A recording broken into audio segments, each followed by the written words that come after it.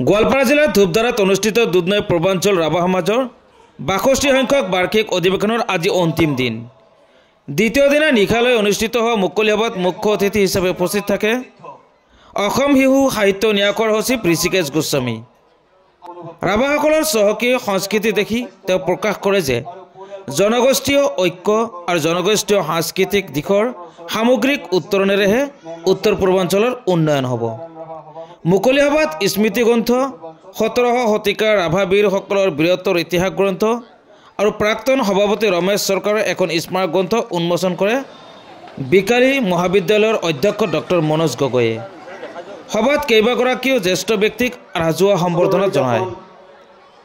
সভাত ৰাভা হাছং স্বায়ত্তশাসিত পৰিষদৰ মুখ্য কাৰ্যবাহী সদস্য টংকেশ্বৰ ৰাভা, নিখিল ৰাভা ছাত্ৰ সন্থাৰ সভাপতি মতিলাল বাগচক, গুৱাহাটী বিশ্ববিদ্যালয়ৰ অৱসৰী অধ্যাপক লেখক ডক্টৰ উপেন ৰাভা হাকাচামকে ধৰি বহু বিশিষ্ট লোক উপস্থিত থাকে।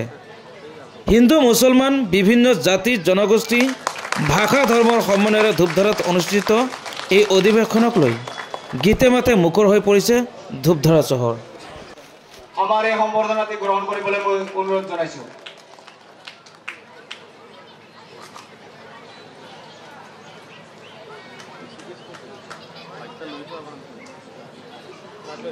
আমাৰ সামাগাঁও প্ৰথম খণ্ডৰ বৰ্গ ধূপধাৰা অঞ্চলৰ বৃহত্তৰ ধূপধাৰা অঞ্চলৰ পৰা আজি এই মুহূৰ্তত উপস্থিত থকা মোৰ দায়িত্বত ৩খনকৈ গ্ৰন্থ উন্মোচন কৰাৰ সৌভাগ্য হ'ল আজি। তাৰ বাবে মই ইয়াৰ আমাৰ অভ্যৰ্থনা সমিতিৰ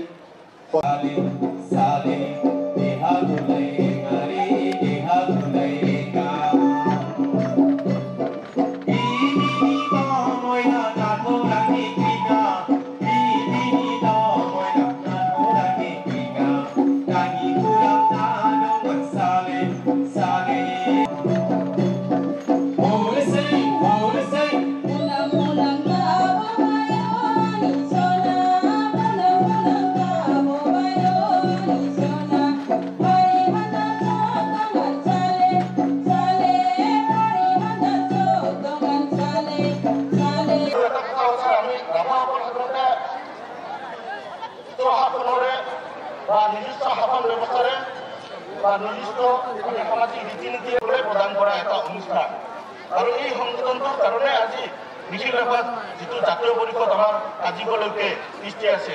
দুধনৈ পূৰ্বাঞ্চল ৰাভা সমাজ, দুধনৈ পূৰ্বাঞ্চল ৰাভা মহিলা সমাজ আৰু দুধনৈ পূৰ্বাঞ্চল ৰাভা যুৱ ছাত্ৰ পৰিষদৰ উদ্যোগত আজি যি মানে ৬২তম বাৰ্ষিক অধিৱেশন হৈছে তাত উপস্থিত হৈ মোক ইয়াত দিগন্ত ৰাভা, বিচিত্ৰনাৰায়ণ ৰাভা তেওঁলোকে আমন্ত্ৰণ জনাইছিল।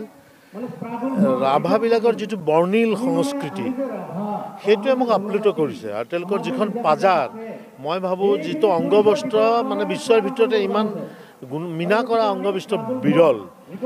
আৰু মই এইটো বিশ্বাস কৰোঁ যে জনগোষ্ঠীয় ঐক্য আৰু জনগোষ্ঠীৰ যিটো সাংস্কৃতিক দিশ সেইটোৰ সামগ্ৰিকতাৰেহে উত্তৰ পূৰ্বাঞ্চলৰ উন্নয়ন সম্ভৱ। এজন বিখ্যাত ব্যক্তিয়ে কৈছিল যে if you lost culture if you lost everything. গতিকে আমাৰ যিটো বাচকবনীয়া কৃষ্টি যাক বিষ্ণু ৰাভাই কৈছিল যে সেই কৃষ্টিক সংস্কাৰেৰে মতি সংস্কৃতি কৰিছে আৰু তাত আমাৰ মাটিৰ লগত যিটো সম্পৰ্ক সেইটো নতুন প্ৰজন্মক আমি শিকাব লাগে আৰু সেইটো কাম দুধনৈ উত্তৰ পূৰ্বাঞ্চল ৰাভা সমাজে কৰিছে।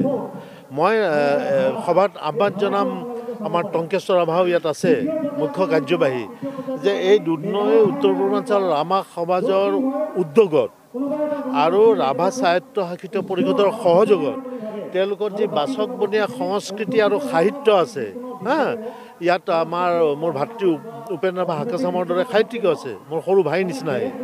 এই গোটেইবিলাক তেওঁলোকে অসমৰ বাহিৰত বিশেষকৈ অসমৰ ৰাজধানী দিল্লী চহৰত প্ৰদৰ্শন কৰিব লাগে যাতে ৰাভাসকলৰ কৃষ্টি সাহিত্য সংস্কৃতি ভাৰতবৰ্ষৰ প্ৰান্তীয় দেশৰ মানুহে গম পাবলৈ সক্ষম হয়। তেওঁলোকে এটা সুন্দৰ এটা সংগঠন কৰিছে আৰু বিভিন্নজন বিদ্বৎ ব্যক্তিক ইয়াত মাতিছে। আৰু মই দেখিছোঁ ইয়াত চবতকৈ ডাঙৰ কথা যে ইয়াত এটা সমন্বয় এটা আছে সেইটো ইয়াৰ চবতকৈ উল্লেখযোগ্য দিশ মানে সমন্বয়েহে শান্তি আনে আৰু শান্তি থাকিলে এখন সুষম সমাজ নিৰ্মাণ হ'ব পাৰে আৰু সেই কামে দুধনৈ পূৰ্বাঞ্চল ৰাভা সমাজে কৰিছে আৰু তেওঁলোকৰ যিখন বিধি ব্যৱস্থা না ভাৰতৰ সংবিধান আপোনাৰ 1950 চনত আমি লৈছিলোঁ যোৱা গণৰাজ্য দিৱস পাৰ হৈ গ'ল এখেতসকলে 57 চনতে এখন বিধি ব্যৱস্থা গ্ৰহণ কৰিছিল এইখন ৰাভাসকলৰ যিটো সংবিধান সেইটোৱে ৰাভাসকলৰ চহকী মনৰ পৰিচয় দিয়ে গতিকে ইয়াত আহি মই নিজে বৰ গৌৰৱবোধ কৰিছোঁ আৰু মই এইটো ৰাভা সমাজৰ উত্তৰোত্তৰ উন্নতি কামনা কৰিছোঁ